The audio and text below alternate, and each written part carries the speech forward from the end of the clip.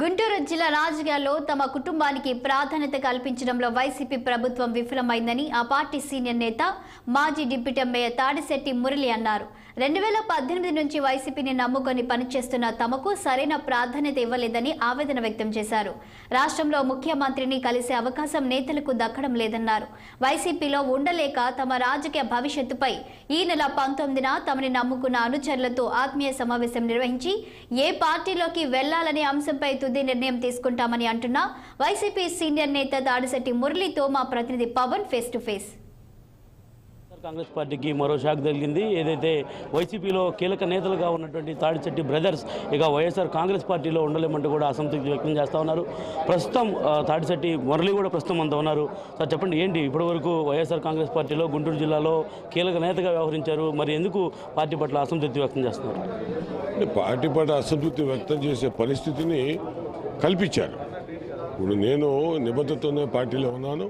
గత ఎలక్షన్లో 5 నుంచి 6 పార్లమెంట్లో ఉన్నట్టు 5-6 స్థానాల్లో మరి సత్యనపల్లి స్థానంతో కలిపి నా యొక్క వంతు కృషి, నా అభిమానులు కానీ, నా ఆత్మీయులు కానీ, మా ఫాలోవర్స్ కానీ అందరూ మరి పనిచేసి మన అభ్యర్థిని గెలిపించడానికి ఇది చక్కని కృషి చేసి మరి పార్టీలో కొనసాగుతున్న పరిస్థితిలో ఈ 5 సంవత్సరాల్లో కూడా మరి మా పనిచేసినటువంటి పార్టీ పనిచేసినటువంటి మా మనుషులకు కానీ మాకు కానీ ఎటువంటి గుర్తింపు పార్టీని కానీ ప్రభుత్వం కానీ కల్పించలేదు. దురదృష్టకరమైనటువంటి పరిస్థితిని మేము ఎదుర్కొంటాం జరిగింది.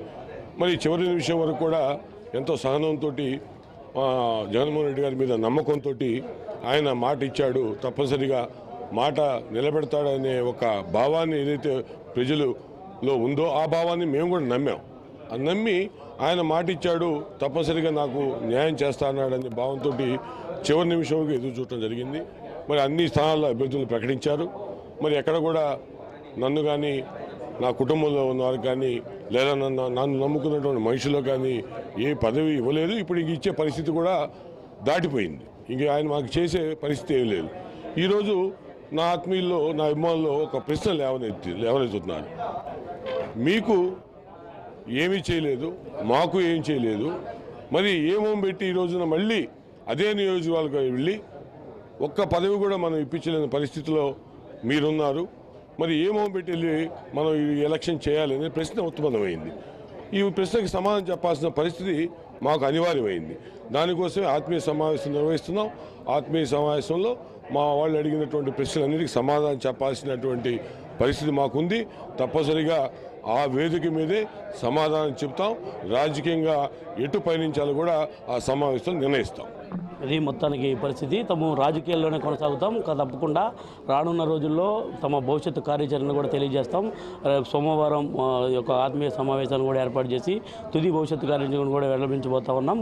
వైసీపీలో తనకు తగినటువంటి ప్రాధాన్యత ఇవ్వడంలో పూర్తి స్థాయిలో వైసీపీ ప్రభుత్వం విఫలమైంది. అధినాయకుడిని కలిసేటువంటి అవకాశం కూడా ఇప్పటి వరకు ఇవ్వలేకపోయారు. అదేవిధంగా తను తిరుమల తిరుపతి దేవస్థానం ట్రస్ట్ బోర్డు నెంబర్ అడిగినప్పటికీ కూడా ఈ విషయాన్ని పలుమార్లు ముఖ్యమంత్రి వాయిదా వేసుకుంటూ వచ్చారు. అదేవిధంగా గుంటూరు మిర్చి యార్డుకు సంబంధించినటువంటి డైరెక్టర్ అంశంపై కూడా తను సంబంధించినటువంటి వర్గానికి ఇవ్వమన్నప్పటికీ కూడా అధిష్టానం దాన్ని కూడా పక్కన పెట్టింది. కాబట్టి ఈరోజు వైసీపీలో ఉన్నటువంటి తనను పూర్తి స్థాయిలో తమకు సంబంధించినటువంటి మద్దతుదారులు కూడా పార్టీ మారాలంటూ ఇప్పటికే ఒత్తిడి చేస్తూ ఉన్నటువంటి నేపథ్యంలో కూడా వారి అభిప్రాయాలు సేకరించేందుకే రేపు సోమవారం ఆత్మీయ సంస్థ నిర్వహిస్తున్నట్టు కూడా తాడిశెట్టి మురళి చెబుతా ఉన్నారు. ఏదేమైనా కూడా తాడిశెట్టి మురళి